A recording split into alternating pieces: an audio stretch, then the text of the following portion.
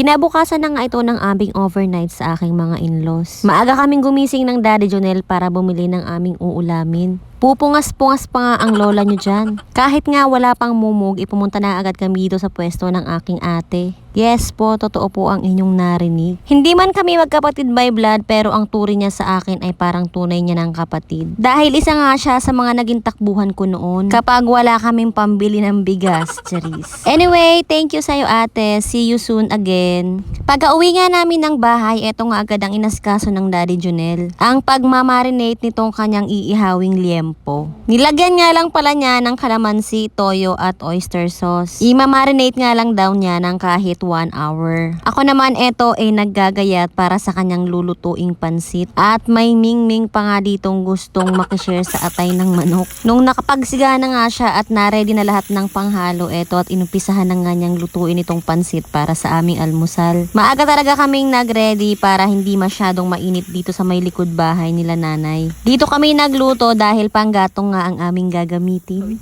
Anyway, nagisa na pala niya dyan yung manok at yung atay. Sa mga puntong yan, nagtatalo na naman kaming dalawa. Ang sabi ko kasi sa kanya, bakit inunan mo na naman yung bihon? Di ba dapat gulay muna? Wag daw akong mangialam at siya ang nagluluto. O siya, sige, bahala ka na nga. Basta ang importante ay masarap ang pagkakaluto ha. Sa mga puntong yan, inagugutom na ako sa amoy ng pansit. Paano ba naman ang sarap nung nagluluto?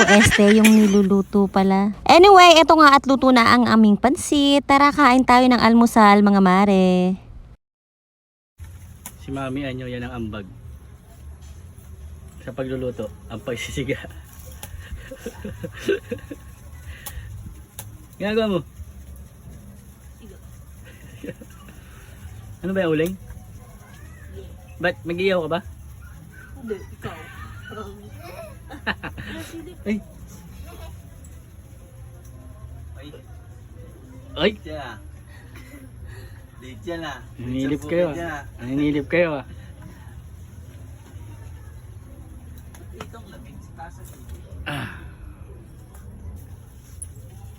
Ako pa yung hinamon niya pagdating sa pagsisiga, isanay na sanay to. So ayan na nga, nagsimula na siyang mag-ihaw ng liempo para sa ulam namin ng tanghalian. Habang si nanay naman ay nagluluto ng aming gulay at paksiw na isda. Hindi ko na nga lang na-videohan lahat ng pangyayari mga mari at ang hirap pala pag isa lang ang ating camera. Sa mga puntong yan, ako naman ang nakaupo. Napapikit lang ako ng sandali, ibigla namang nawala itong aking darling. Abay, sumilip pala doon sa may bukid, Diyos ko day.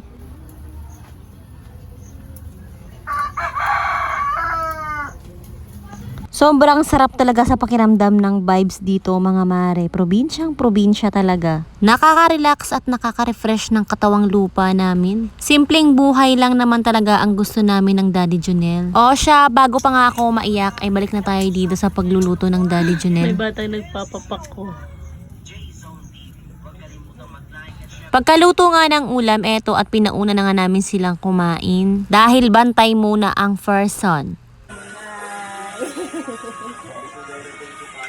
Yung next necklace. Ano yung next necklace?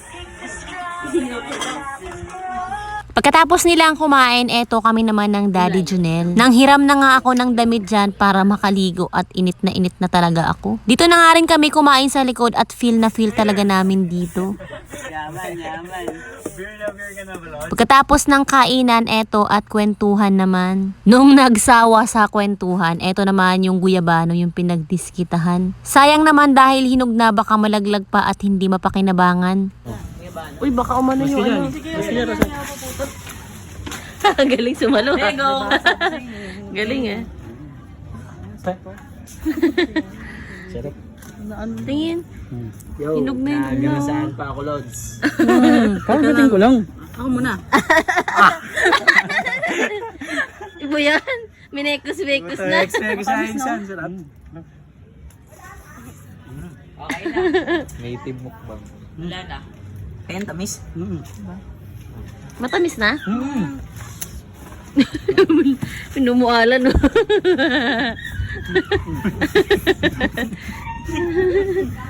Sarap. Ito ang maganda sa labanan nito. Ang tamis. Hindi ka tulad ng pangyayon. Ako ma, nak, video mo sana. Oh, tirahin yan. Sabi ko, yung na, aman yung ano namin. Bas, ano mo na yan? Sabi mo kay Kuya Ray, salamat ka mo. Ako nagugas niya ka mo. Sumuwa? Oo. Sagutin mo. Ang tamis, no? Tamis niya. Next magazine.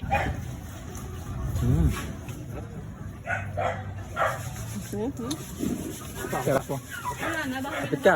ko dyan? Sarap.